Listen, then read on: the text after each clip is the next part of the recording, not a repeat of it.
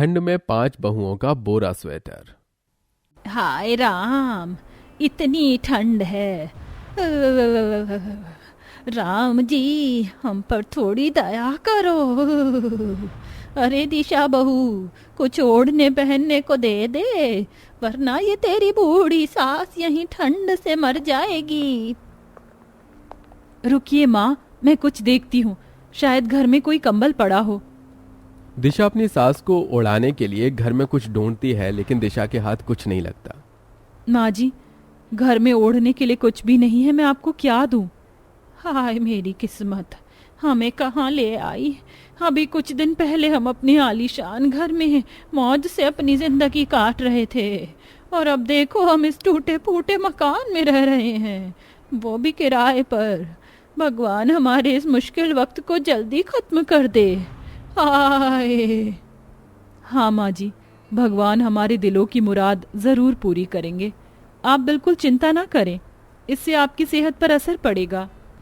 दिशा अपनी सास को दिलासा दे रही थी कि बाहर से कुछ शोर की आवाज आने लगती है। अरे ऐसे बिना पैसे दिए तुम यहाँ कब तक रहोगे? हाँ, कान खोल कर सुन लो, ये मेरा मकान है, तुम्हारे बाप की धर्मशाला नहीं है। तुमने पिछले महीने के पैसे भी नहीं दिए हैं, तुम अब इस घर में नहीं रह सकते हो। अभी के अभी निकलो यहाँ से। हमें माफ कर दीजिए मकान मालिक जी, हमसे जितनी जल्दी हो सकेगा हम आपको किराया देने की पूरी कोशिश करेंगे। दिशा, ये कैसी आवाजें आ रही हैं बाहर से? वो माँ जी शायद सब्जी वाला होगा, आप टेंशन मत लीजिए, कोई बड़ी बात नहीं है। किसी न किसी तरह दिशा अपनी सास को बहला फुसला देती है और बाहर चली जाती है, जहां मकान मालिक खड़ा हुआ था। मकान मालिक जी, कृपया इतनी जोर से ना चिल्लाएं, अगर ये बात माँ को पता चल गई तो सोच सोच कर उनकी तबीयत और ज्यादा खराब हो जाएगी।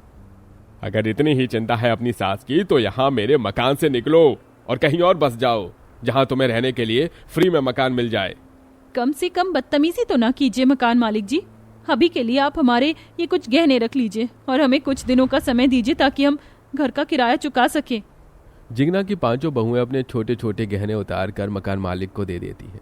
गहने लेकर मकान मालिक वहां से चला जाता है और बहुएं चैन की सांस लेती हैं। अब तो हमने अपने गहने देकर माहौल को संभाल लिया, लेकिन हमारे पास कुछ दिन बाद मकान मालिक फिर से आएगा और पैसे मांगेगा, तब हम क्या करेंगे पूनम भाभी? अभी इस बारे में मत सोच आशा, भगवान कोई ना कोई रास्ता जरूर निकालेंगे। कम से कम अभी के लिए तो मकान मालिक शांत है। हम कब तक ऐसे टाइम काटेंगे? ना तो हमारे पास ठीक से खाने को कुछ है, ना ही ओढ़ने पहनने को। किस तरह देखते ही देखते हम अपने आलीशान घर से इस टूटे फूटे मकान में आ गए, पता ही नहीं चला। तो आखिर ऐसा क्या हुआ था जिससे इतना बड़ा खुशहाल और आलीशान घर में रहने वाला परिवार इतनी गरीबी की घड़ी में आ गया? आखिर क्या हुआ था इन सब के साथ? अरे वाह पूनम बहू, इस बार तो तूने पहले से भी अच्छे कढ़ी चावल बनाए हैं। समय के साथ साथ तेरे हाथ के बनाए पकवानों का स्वाद भी बढ़ता जा रहा है। हाँ माँ, पूनम भाभी सच में बहुत अच्छी कढ़ी चावल बनाती हैं। क्यों ना इनकी कढ़ी चावल का एक रेस्टोरेंट बनवा दिया जाए। कह तो तू सही रही है रीमा बहू। बस कीजिए माँ जी और रीमा, आप दोनों भी ना बहुत मजाक करती हो। सारा परिवार खाना खाते हुए गप्पे मार ही रहा था कि तभी ये गप्पे बाद में मारिएगा, पहले हमारा स्वागत कीजिए।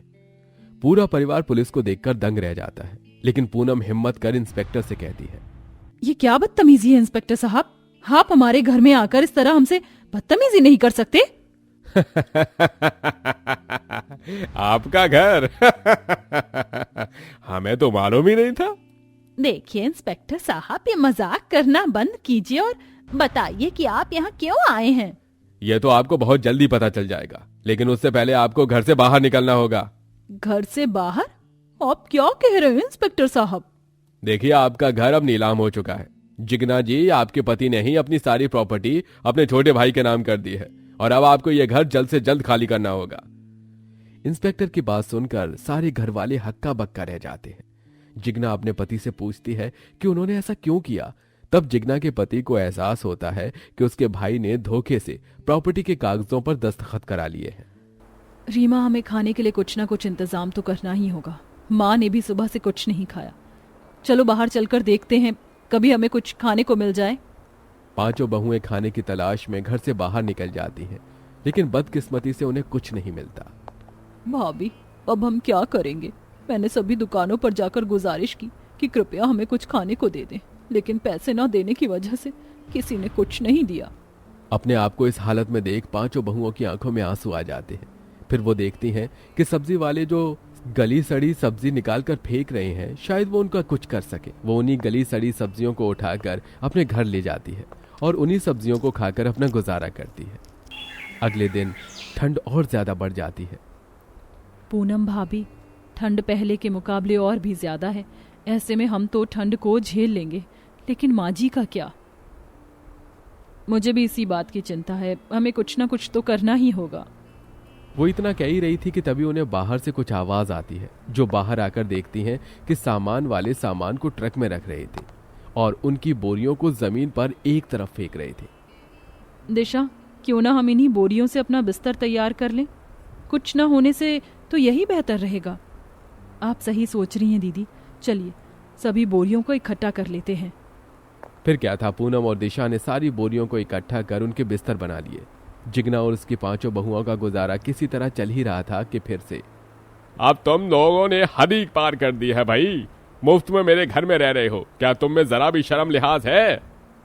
जुबान संभाल के बात कीजिए मकान मालिक जी। आप हमारी इस हालत से पूरी तरह से वाकिफ हैं। हमारे पति पूरी कोशिश कर रहे हैं कि वो जल्द से जल्द हमें हमारे पुराने घर ले जाएं। बस, मुझे किसी की एक नहीं सुननी। निकल जाओ मेरे घर से। मकान मालिक जिगना और उसकी बहुओं को घर से निकाल देता है। जिगना के पांचों बेटे गांव से बाहर काम करते थे, जिसकी खातिर उनको अपने घर की इस दशा का पता नहीं था। माँ, अब हम कहाँ जाएंगे? अब तो हमारे सर से छत भी छिन गई। जरा भी उम्मीद नहीं थी कि जिंदगी हमारे इतने कड़े इम्तिहान लेगी। अब तो हमारे पास सिर्फ ये बोरियां ही हैं। मैं पड़ोस के घर की मशीन से इन बोरों से स्वेटर तैयार कर लूंगी। अब ठंड में पहनने को तो कुछ होना ही चाहिए, वरना ठंड से हमारी हालत और खराब हो जाएगी। तू सही सोच रही है बेटा। कुछ ना तो बोरी ही सही, कम से कम पहनने को तो कुछ मिल जाएगा। फिर क्या था, पूजा उन बोरियों से स्वेटर सिल देती है और अपनी सास और भाभियों को पहनने के लिए दे देती है। वाह पूजा, तूने तो हमारी इस मुश्किल घड़ी में बड़ी मदद की है। तू तो बहुत अच्छी भाभी है। हर किसी को तेरे जैसी भाभी मिले। अरे ऐसी बात नहीं है भाभी, ये तो सिर्फ एक छोटी सी कोशिश थी। मेरी माँ ने मुझे स्वेटर सिलना सिखाया था, बस वही चीज आज इस काम आ गई। सही कहते हैं लोग, किसी का हुआ कुछ भी खाली नहीं जाता। एक ना एक दिन वो किसी काम आ ही जाता है। हाँ माँ जी, मैं तो चाहती हूँ कि मैं एक दिन आपके लिए ऊन का स्वेटर सिलूं। बस भगवान हमारे हालात पहले जैसे कर दे। जिगना और उसकी बहुएं बोरी का स्वेटर पहनकर सड़ी गली सब्जियां खाकर एक मैदान में कूड़ेदान के पास अपना गुजारा कर रही थी कि तभी माँ, चलिए घर चलिए। बेटा तू यहाँ कैसे? हमें पड़ोस वाली भाभी ने बताया कि आप यहाँ फुटपाथ पर रह रहे हो। सच में माँ, इस बात को सुनकर मेरा दिल बहुत दुखा है। अब आप घर चलिए। घर? कौन से घर? हमारा घर तो हमें वापस मिल चुका है। अब हम बेघर नहीं हैं। हमने ताऊ जी के खिलाफ कंप्लेन की थी और वो केस हार गए, तो अब हमें हमारा घर वापस मिल गया है। पांचों बहुएं और जिगना की आंखें खुशी से भर जाती हैं। वो भगवान का शुक्रिया करती हैं और अपने परिवार के साथ अपने घर वापस चली जाती हैं। अब जिगना का परिवार पहले की तरह खुशी खुशी एक साथ अपने पहले वाले आलीशान घर में रह रहा था। कहते हैं ना, अंत भला तो सब भला।